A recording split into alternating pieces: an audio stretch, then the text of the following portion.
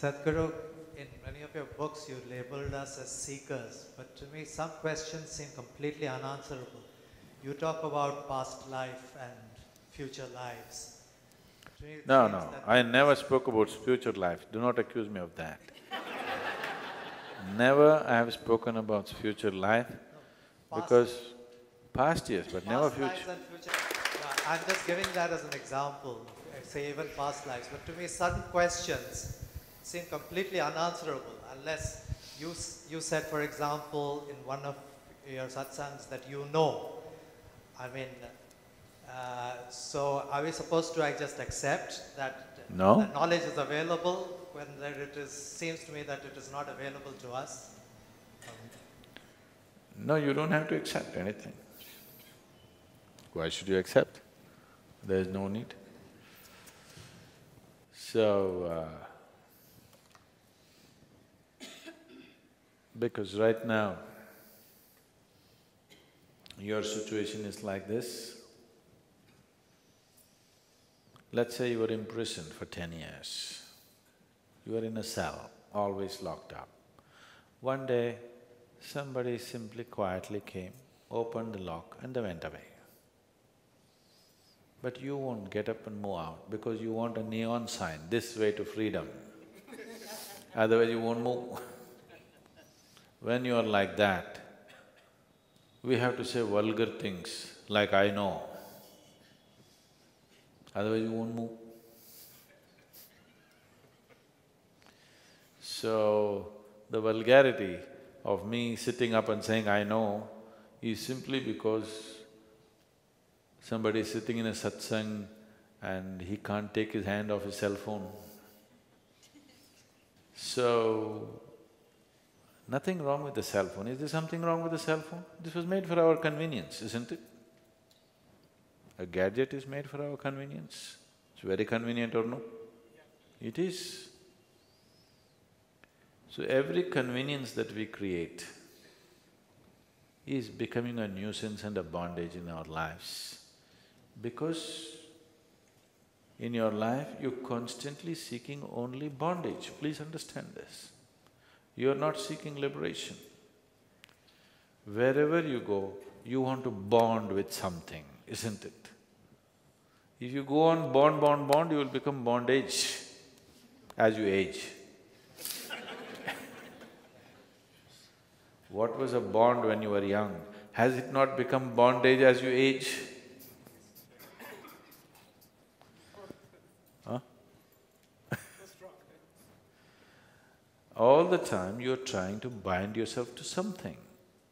So, when you're doing that, how will you know freedom? When you're investing in bondage, where is the possibility of knowing what is liberation? Please see, are you not always investing in how to bind yourself to something? You are. So this needs to change for you to understand. You don't… I think whenever I spoke about anything which is not yet in your experience, I always said, don't believe this nonsense. Just understand this much. Do I look like somebody who'll sit in front of a crowd of people and make a fool of himself? Do I look like that? No. So if somebody is saying something so ridiculous or absurd or unbelievable for you, you must say this, okay, he's talking all this rubbish, let me see, I want to know what this is all about. If you say that much, that's all we want. If you say, I want to know whether this is true or not, that's good enough. You don't have to say, oh, what he's saying is true, then you will miss it. If you believe me, you will miss it. If you disbelieve me, you will miss it. If you say, I want to know this, only then you will know it, isn't it? You don't have to know what I know, you have to know what is true. So, seeking will not come to you because you're suspicious about something. Seeking will come to you only when you realize you do not know. If you see, I do not know, seeking is natural for human intelligence, isn't it? You cannot help it. You're convincing yourself with what your grandfather said, or now you're trying to do it with me. I'm not giving you any purchase. Yes, I'm not giving you any foothold to believe in me. I'm constantly confusing the hell out of you, because if you believe me, you will deny yourself the possibility. If you disbelieve me, you will deny yourself the possibility. If I can inspire you to seek, that will happen only because sitting here, whichever way you look at it, you're beginning to feel stupid. Now, if you feel stupid, if you realize that I'm being stupid, first spark of intelligence has begun to shine, isn't it? Yes or no? Somebody is really stupid only because he doesn't know that he is stupid. One who knows that he is stupid will walk very consciously. With full awareness he will walk, isn't it so? That's all I want. That I want you to sit here with full awareness, I want you to breathe with full awareness, I want you to take every step of your life with full awareness. And that will happen to you only when you understand you're utterly stupid. And you are. I'm not saying you are means accusing you that you're stupid, not in that sense. It is just that the nature of life is such. One is packed into the other is packed into this and this and this and this. It will not be realized because you dissect it, which is all you can do with your intellect. Your intellect is a scalpel which is trying to dissect life. Are you married? If you want to really know your wife, today you must take a scalpel and dissect her. All the beauty of who she is, if you want to know, you must dissect her, isn't it? No, it will become ugly, it will not become beautiful. That's all you're trying to do. You're trying to know the existence. Using the scalpel of your intellect, dissecting it, it will only become ugly, it will not become beautiful. So, intellect, which is a simple, silly tool, which is useful to handle material aspects of life, you have raised it to heaven. You are giving it the glory of heaven and think this is everything. Whatever you see, you want to cut it and see. If you cut open things and see, you will know one aspect of reality. You will not know the whole of it. If you open up this man, you may see how the heart is doing dupu-dupu, but you will not know this man. You will not know the most vital aspect of who he is. All the other details you will know. So, with this, how far will you go? Physicality is all that you can cut, isn't it? Yes? Physicality is the only thing you can cut. Can you cut something which is not physical? And all you got is a knife. Okay, you also have a wife, but I'm sure she doesn't let it use it on her, your intellect, does she? She'll immediately put an end to it because she knows this is not going to go anywhere. That's one thing about women. The more intellectual you are, the more trouble you have with women because they know this damn knife will not take you far. It's not by cutting that you will know, it is by inclusion that you will know. That your intellect cannot do, it can only chop. Chopping, vegetables are okay. Life doesn't work like that. You can't chop life and know it. You have to include it, only then you know it. That's a different dimension of intelligence, which intellect cannot do.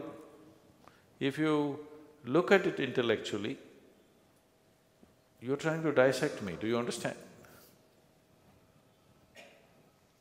Even if you cut up an enlightened human being, you will not find anything except the same rubbish inside. Heart, liver, kidney, spleen and nonsense. You think if you open up, light will come out? No. Blood will come, light will not come. Please don't try. You think if you cut an enlightened human being, light will burst out of him? No, only blood will come, don't try, I'm telling you, nothing special will come out of me if you cut me. So don't use your knife, it's no good. It's not going to get you anywhere, not very far.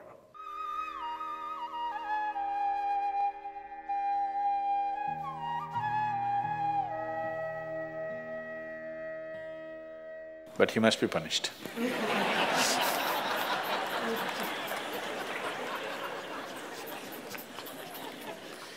Either by you or somebody, he must be punished.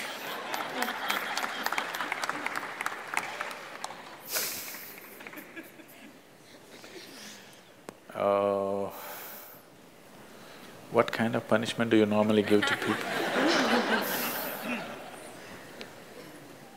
Already enough punishment has been given, isn't it? Already it's been given. The ugliness, the nastiness, the silent treatment, everything has happened.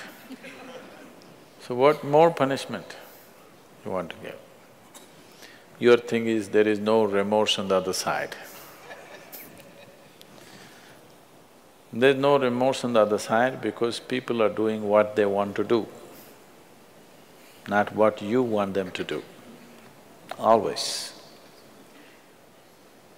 And that may not be in your interest, but they're doing what they want to do. Is it right, wrong? I'm not going into the morality of it. I want you to understand the mechanics of the situation. Somebody is doing what they want to do. Now you think they must be punished. Probably they have not broken any law, otherwise they would be anyway punished. They're breaking an understanding between two people. Probably you misunderstood the understanding. You believed that these understandings are absolute. They are not. Nowhere in the history of humanity or today or in any time in future will human relationships be absolute. Though every person who gets little romantic believes that this is going to be an absolute relationship, there is no such thing about it. A relationship is a variable, always. You have to conduct it on a daily basis. One day if you don't conduct it properly, it may go somewhere. Yes or no? No, please look at it as it is. You have to conduct it right. So, no, I'm doing my best. Obviously somebody feels your best is not good enough for them. No, I want you to come to terms with this. This is not about…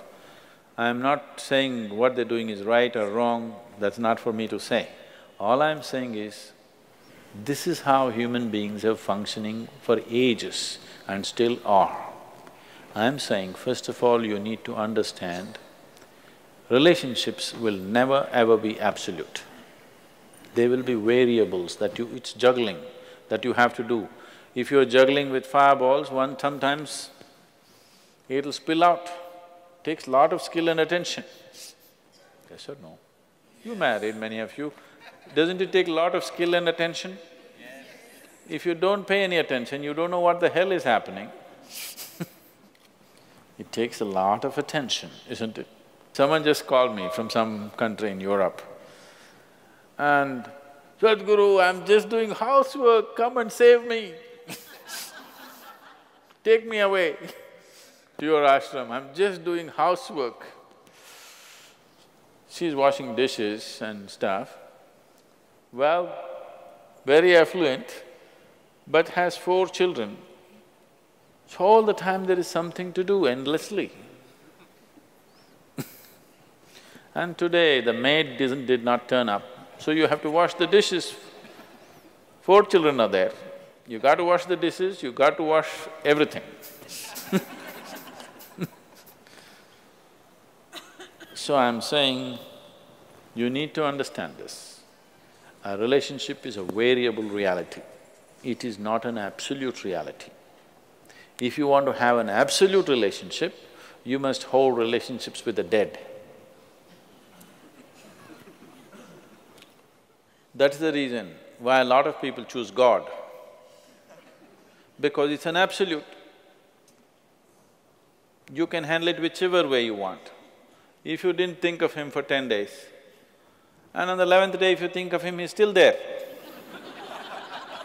You do that to your husband or wife or somebody, then something else will happen. You went away, got busy, forgot about God for 3 years.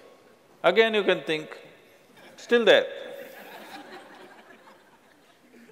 So if you want to have an absolute relationship, you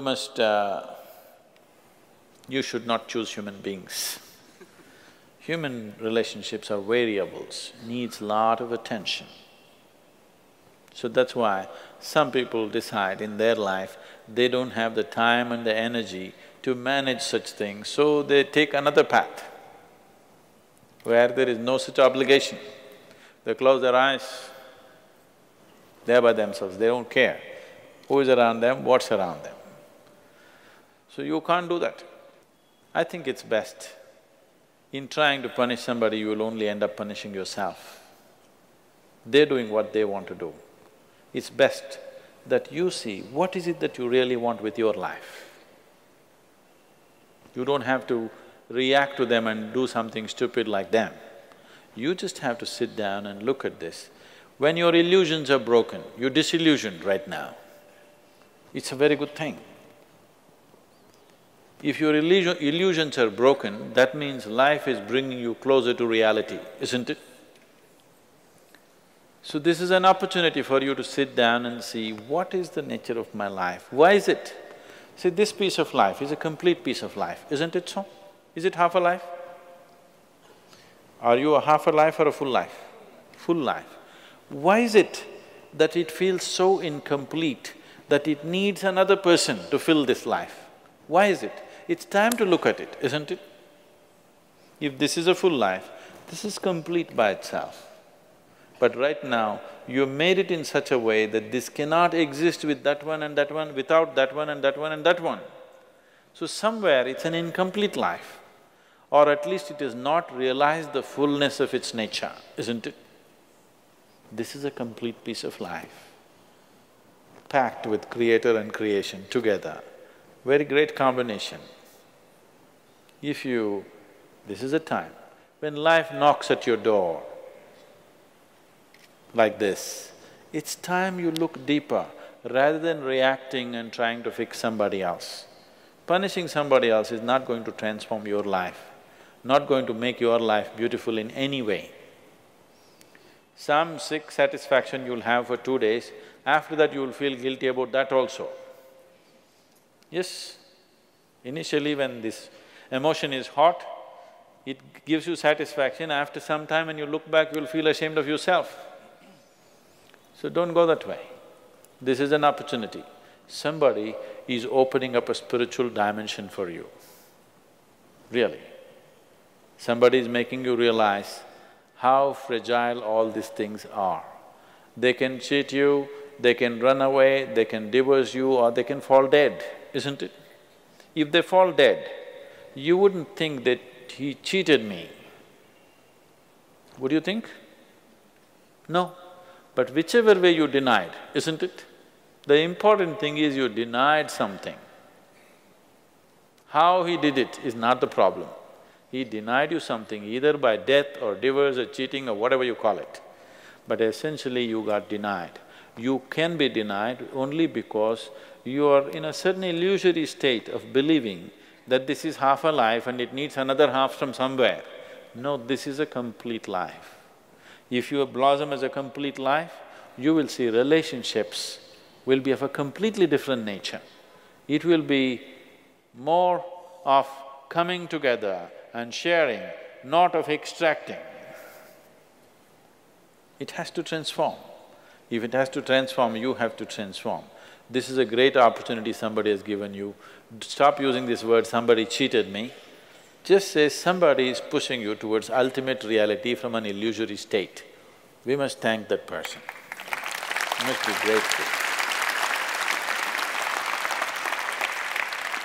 Instead of keeping you in an illusion, instead of keeping you in your life for a whole lifetime, so soon they're making you realize this. Otherwise you will know this at the time of your death. Yes. You'll know at the time of your death, when you're dying, I'm scared, why don't you come with me? You'll say, no. So at that last moment, instead of knowing, it's better to know now.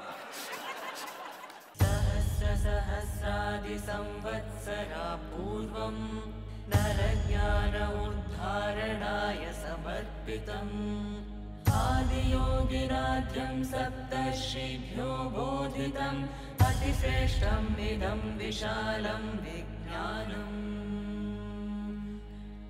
आदियोगिनं प्रणमाम्यहम् आदियोगिनं प्रणमाम्यहम् आदियोगिं नमस्तुभ्यं प्रसीद योगेश्वर जन्ममरणोऽलङ्कृत महाकाल नमोऽस्तु ते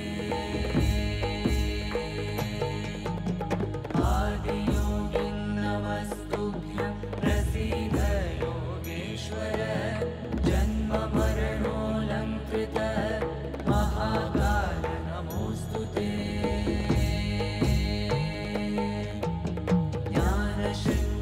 ज्ञानशृङ्गवृषारूढं प्रचण्डं विश्वेश्वरं जटाजूटं भस्माङ्गम् आदियोगिनं प्रणमाम्यहम्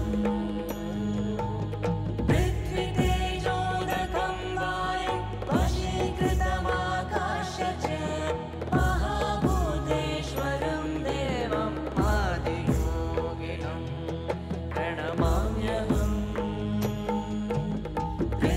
पृथ्वीतेजोदकं वायुं वशीकृतमाकाश च महाभूतेश्वरं देवम् आदियोगिनं प्रणमाम्यहम्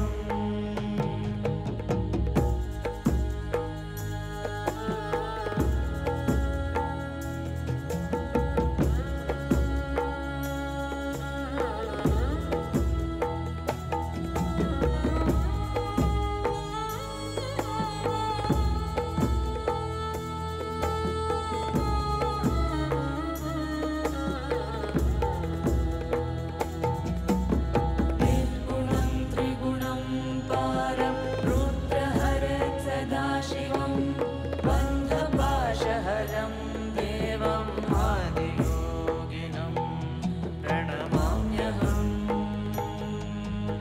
निर्गुणं त्रिगुणं पारं रुद्रहरं सदाशिवं बन्धपाशहरं देवम् आदियोगिनं प्रणमाम्यहम् त्रिनेत्रं गङ्गाधरं सोमकुण्डलभूषितं